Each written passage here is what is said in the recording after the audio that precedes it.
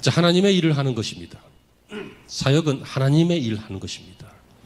사역은 직분자가 하는 게 아닙니다. 직분 받는 거 아니고 또 적당히 했기 때문에 자기 만족 얻는 것도 아니고 헌신과 봉사로 보람을 느끼고자 하는 것도 아닙니다.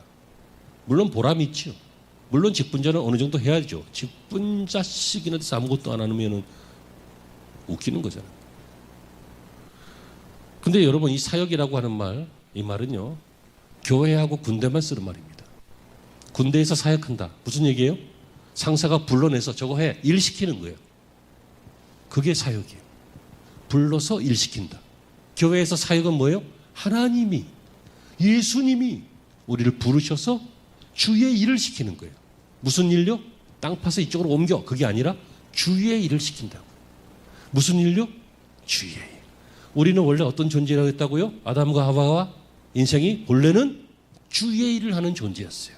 주님이 맡기신 일, 에덴 동산을 관리하고 온 지구를 다 관리하고 통제하는 그 일을 하는 거예요.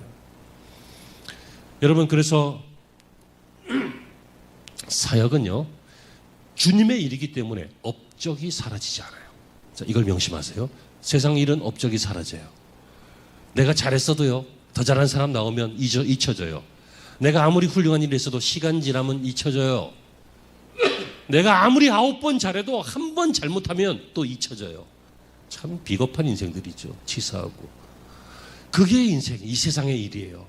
이 세상의 일요, 죽도록 해도 결국 죽어요. 그거 하다 그냥 죽는 거예요. 그거 공짜로 생기는 거 아니에요. 내 시간 들어가죠. 세포 들어가고 인생 들어가고 힘 들어가고 수명 들어가고 내 인생을 갉아먹고 사는 거예요. 일하는 것이. 그렇지만 일해야 돼요. 일하는 존재이기 때문에. 그런데 그 일이 방향이 잘못돼서 어떻게 한다고요? 어떤 사람은 내 일만 하고, 어떤 사람은 사탄의 일을 하고, 어떤 사람은 하나님의 일을 해요. 여러분, 하나님의 일을 하기로 순종하기로, 하나님의 말씀에 순종해서 하나님의 일을 하기로 하는 것, 그게 인생의 본래 모습이에요. 근데 사탄은 그러면 안 되니까, 사탄이 인생이 그렇게 살면 안 되잖아요. 그래서 방해하는 거예요.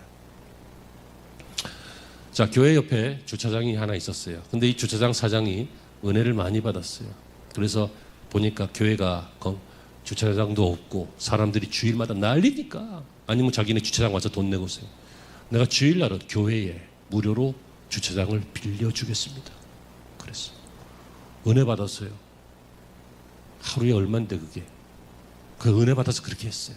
멋지죠? 남의 일이라고. 아멘.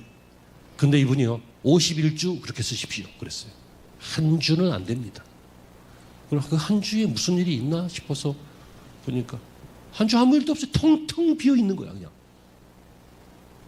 그런데 막 51주 동안 쓰다가 그 주에 못 들어가니까 주변이 또 난리가 나는 거지. 불편하고. 사람들이요, 막 불편하다고, 아니 뭐 하는 것도 아니네, 텅텅 비었네, 왜 못 쓰게 하는 거야 하면서 막 투덜거리고 목사님한테 얘기하고 막 그러는. 목사님 나중에 이분 만났을 때 물어봤대잖아요. 그래요. 근데 그 한 주도 비어 있던데 그 한 주는 왜 못 쓰게 하시는 거예요? 그랬더니 그래야 주인이 누군 줄 알죠. 사람들은요, 불편해 봐야 생각해요. 그리고 항상 누리면 기꺼인 줄 알아. 그렇죠. 멋진 말 아니에요? 우리가 좀 불편한 일을 겪어봐야 하나님이 내 주인인 걸 알아요. 내가 내 일만 하다가 허무해봐야 주의 일을 해야 된다는 걸 안다고. 그게 사역이에요.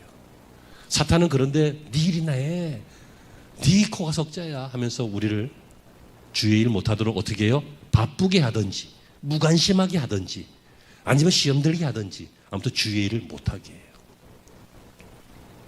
이것이 사단이 의도하는 인생 허비 전략입니다. 자, 화면을 보시죠. 정리하면 이렇습니다. 사역은 뭐라고요? 하나님의 일을 하는 거예요. 근데 이것을 잘 하면, 마음 먹고 하면 어떤 일이 생겨요? 하나님의 일을 위한 복음의 통로가 되고 또 하나님의 기적을 체험하게 돼요.